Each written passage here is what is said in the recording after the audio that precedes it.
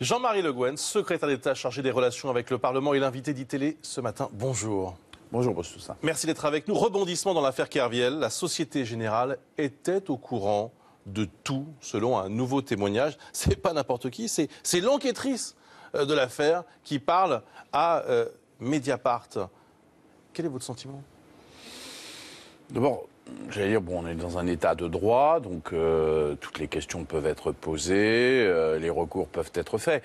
Enfin, tout ça m'a l'air d'être quand même une sorte de feuilleton qui semble passionner un certain nombre de gens. Voilà, je suis pas sûr que ce soit une histoire dont on puisse tirer des leçons très importantes pour le fonctionnement de notre société. Est-ce que vous avez eu un doute sur cette affaire pendant tout son déroulement ? Une conviction personnelle, un doute? Non, je pense qu'on vit dans un état de droit en France. Je veux dire que je ne comprends pas bien, ou plus exactement, je sais ce qu'il y a derrière. C'est une espèce de sentiment un peu paranoïaque sur le fait que des forces nous manipulent, etc., etc. C'est pas ce que je crois. Donc non, mais c'est pas aberrant d'imaginer. Non, je l'ai pas pris pour moi.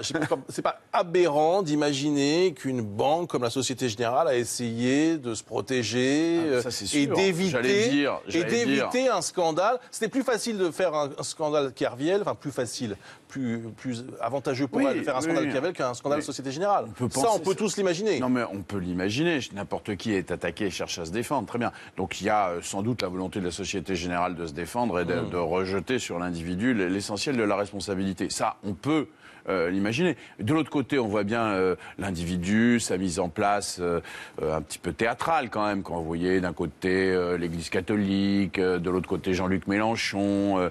À peine les choses sont sorties ce matin, on voit des prises de position du front de gauche, comme s'ils n'avaient pas d'autre cause aujourd'hui à mettre parce qu'il est devenu une icône. Écoutez, alors, franchement, une icône de la vie des Français, des questions de notre société, je ne le crois pas. Très sincèrement. Sauf si on est dans cette espèce de feuilleton un petit peu bizarre. Mais la question, c'est est-ce qu'il faut rouvrir l'enquête ? Mais attendez, il y a des procédures qui existent. On est dans un état de droit.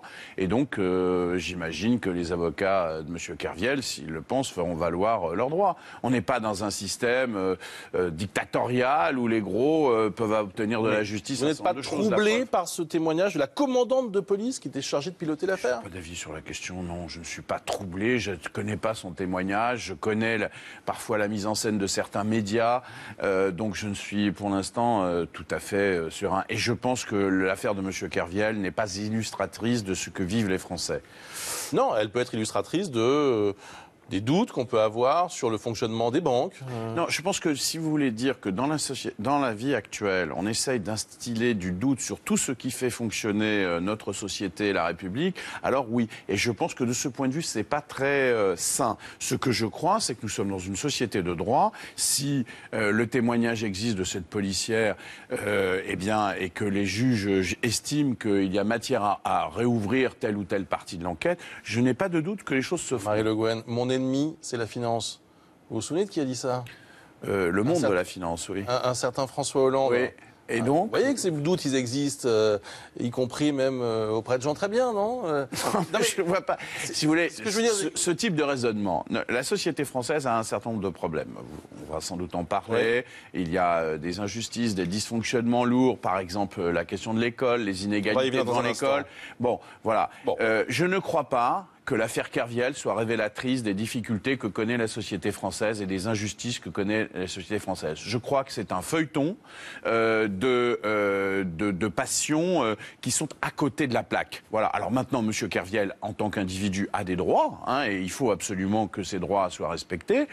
Mais pour le coup, je pense que tout le reste, c'est de la mousse, ça ne correspond pas véritablement aux enjeux de la société actuelle. La fronde contre la réforme du collège continue. Une grève des profs est prévue demain. Elle s'annonce très suivie. Le gouvernement va-t-il reculer sur ce texte ? Écoutez, non, le gouvernement n'a certainement pas l'intention de reculer. Pourquoi ? Parce qu'il faut absolument réformer le collège. Tous les jours, j'allais dire, nous apprenons un petit peu plus d'informations sur les dysfonctionnements, les inégalités qu'il y a en son sein, et puis plus généralement le fait que le système fonctionne mal. Nous avons un système, une école qui a bien fonctionné il y a 20 ou 30 ans, mais depuis il y a une régression sur tous les scores que l'on peut, toutes les façons de juger du bon fonctionnement de notre école montrent qu'il y a des dysfonctionnements lourds, une relative inefficacité, qui ne vient pas du manque de moyens, puisque nous sommes une des écoles où il y a le plus de moyens. Et donc il faut réformer. C'est le but des propositions de Najat Vallaud-Belkacem, et elles correspondent véritablement à un travail qui vient de loin sur réformer, tous ces sujets. C'est enlever, puisqu'il y aura plus les classes bilingues, il y aura plus les classes européennes. Réformer, c'est pas enlever, c'est ajouter à tout le monde un peu plus. Ajouter et enlever. Ajouter la deuxième langue vivante dès la 5e et enlever. Mais on n'enlève rien à personne. On n'enlève rien à personne. On permet à tous d'avoir notamment cet effet de deuxième langue. Mais si je peux me permettre, la vraie question, qui d'ailleurs peut, par certains aspects, inquiéter certains enseignants, parce qu'ils vont être obligés de changer leur comportement. Ce qui est au cœur de la réforme des collèges, c'est l'autonomie donnée au collège, 20% de temps qui seront dans les équipes pédagogiques. Et c'est ça, on sait bien que l'autonomie des équipes pédagogiques est un enjeu majeur. La France a l'habitude de fonctionner avec des appareils verticaux où chacun reste dans sa ligne, ne regarde pas ce que fait le voisin, il n'y a pas suffisamment d'interdisciplinarité, il n'y a pas suffisamment de travail collectif. C'est ça qu'il faut changer profondément. Et si on ne le fait pas dans la méthode qui est faite par Najat Vallaud-Belkacem, on sait que l'alternative, ce n'est pas l'immobilisme, ça ne peut pas durer comme ça. L'alternative, ce serait la privatisation complète de l'éducation nationale, ce que proposent d'autres. Nous voulons réformer avec les enseignants. La méthode, justement, pourquoi ne pas négocier sur un sujet aussi sensible? Pourquoi ne pas remettre sur la table certains sujets, le sujet des langues? Tout est discuté. Vous savez que dans les propositions de Najat Vallaud-Belkacem, il y a deux choses. Il y a des programmes qui sont en pleine discussion, et donc là, et il y a deuxièmement une réforme des collèges qui a été discutée avec non seulement les organisations. Elle a été discutée, mais aujourd'hui elle ne passe plus. Peut-être qu'il faut la rediscuter. Certains disent qu'elle ne passe plus, mais nous allons voir. Nous pensons qu'il y a une majorité d'enseignants qui ont conscience, même si ici ou là ça peut changer leur façon d'approcher les choses, il y a la nécessité d'avancer dans une réforme pédagogique. Ceci est très important. D'où vient cette réforme? Elle ne vient pas d'esprit pur. On a fait des comparaisons internationales, on a fait des études des sciences de l'éducation. Savez-vous que la droite avait aboli l'idée même de former les enseignants? Nous l'avons remis. Voilà pourquoi, parce que nous croyons qu'il y a une science de l'enseignement, de l'éducation, de la mobilisation des enfants, des élèves. C'est ça qui est en cause. Il n'y a pas que la droite qui est contre cette réforme. Demain, ce sont les enseignants qui vont protéger. Des enseignants, certains syndicats, notamment... De gauche et de droite, les deux, des deux côtés. Oubliez la gauche et la droite. Regardez les conservateurs et les progressistes. Là, vous verrez ce dont il s'agit. La gauche n'est-elle pas en train de se couper des enseignants? Mais... Un, c'est pas le sujet. Deux, je ne le crois pas. C'est un sujet pour la gauche. Mais non, notre sujet, c'est de réformer. Notre sujet, c'est de réformer. Nous sommes pas là. Nous avons mis des moyens que la droite ne cesse de nous reprocher, considérables en faveur de l'école. Et ce qui accompagne la réforme des collèges, c'est 4000 postes de création d'enseignants dans le secondaire. Si nous ne faisons pas une réforme qui donne plus d'efficacité à l'éducation, légitimement, nos concitoyens nous diront « Mais pourquoi vous avez mis de l'argent dans l'école si les résultats ne sont pas meilleurs ?» Donc il faut à la fois mettre des moyens, mais il faut réformer. C'est ce que fait Najat Vallaud-Belkacem. C'est vraiment une question très précise pour le ministre des Relations avec le Parlement. Heureusement que ce texte n'est pas présenté à l'Assemblée. Mais pas du tout. Il n'aurait aucune chance de passer. D'abord, ce texte est dans la filiation, pour ne pas dire c'est l'enfant direct. Marie Le Guen, ce texte. Mais bien, alors là, sans problème, très largement. Avec le 49.3. Non, alors. pas du tout, pas du tout. Je vous rappelle que ce texte est issu de la réflexion et de l'orientation de la loi refondation de l'école, adoptée il y a 2 ans sous l'autorité de Vincent Peillon. Et donc, c'est dans la philosophie complète de ce texte et selon le calendrier prévu par cette loi refondation de l'école. Et nous avons l'unanimité. Écoutez-moi bien, tout ça. L'unanimité du groupe socialiste, des radicaux, des Verts qui sont derrière tout ça. Il y a une majorité forte à l'Assemblée nationale derrière ce texte. Les frondeurs, ils n'auraient pas envie de... Écoutez ce qu'ils disent, ils sont favorables à ce texte. Juste un mot sur... C'est parce que vous leur donnez trop, comment dirais-je, l'habitude d'être contre systématiquement. Et non, en l'occurrence, ils sont pour. Ah, je savais bien qu'on y était pour quelque chose. Non, mais votre réflexe, c'est de penser qu'ils sont contre. Je ne vous mets pas...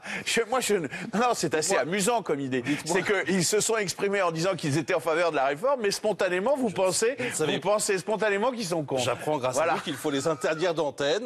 Mais pas du tout, j'ai pas dit tout ça. Vous devriez plus les écouter, c'est ça que je dis. Je caricature ce que vous dites. Alors, juste un mot sur Najat Vallaud-Belkacem. En étant un peu sévère, est-ce que c'est pas une erreur de casting au ministère de l'Éducation nationale? Je ne comprends pas la question. Najat fait vraiment très bien son travail. Quand on voit qu'elle est à ce point la cible, comme Christiane Taubira d'ailleurs, toutes les deux, à ce point la cible de l'opposition, est-ce qu'à un moment donné, ce n'est pas un problème? Le problème, c'est l'opposition. C'est-à-dire que l'opposition cible des personnes, peut-être plus sur leur personne que sur le travail qu'ils font. Non, franchement, chaque Français voit bien les arrière-pensées de certaines attaques et je pense que c'est une raison de plus de soutenir Najat Vallaud-Belkacem. C'est une grande ministre de l'Éducation nationale qui le fait avec beaucoup de pédagogie, qui a la volonté de répondre à toutes les questions, qui fait preuve de l'ouverture nécessaire quand il s'agit par exemple de la réforme des programmes ou de l'ajustement de telle ou telle question pour rassurer certains milieux qui méritent d'être rassurés et qui fait preuve de détermination quand c'est nécessaire. Parce que vous savez, pour réformer en France et pour réformer l'éducation nationale, il faut de la détermination et heureusement, elle en a. Je voudrais vous poser la question que Christophe Barbier vous a posée à la fin de son édito tout à l'heure sur iTélé. Peut-on être de gauche et refuser les quotas de migrants ? Ah oui, je ne vois pas le rapport entre les deux questions. D'abord, j'allais vous poser les quotas dont on parle. Ouais. Il y a une grande confusion. Est-ce que c'est des quotas d'immigration ou c'est des quotas de répartition du droit d'asile? Vous voyez, déjà, la question est faite de façon différente. Mais vous le savez, la France, en matière de droit d'asile, prend sa part de responsabilité. Je pense notamment à tout ce qui a été les chrétiens d'Irak et de Syrie. Pour le reste, il est absolument évident que ce n'est pas simplement en gérant la pression migratoire que l'on répondra à la question. Il faut une politique d'envergure, il faut une politique d'ambition qui se fait notamment avec les pays d'origine. Je pense notamment à ce qui a été fait sur le Niger. On n'en parle pas assez.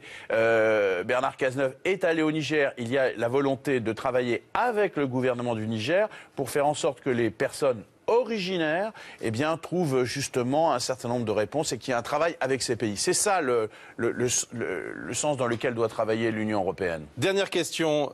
François Hollande est-il un poids mort pour la France, comme l'a dit Nicolas Sarkozy ce week-end? Najat Vallaud-Belkacem a une très bonne réponse que je reprendrai. Le poids mort, c'est l'héritage de Nicolas Sarkozy. Merci beaucoup Jean-Marie Le Guen. Bonne journée à vous. 8h30, le journal Alice Darfeuille sur iTélé.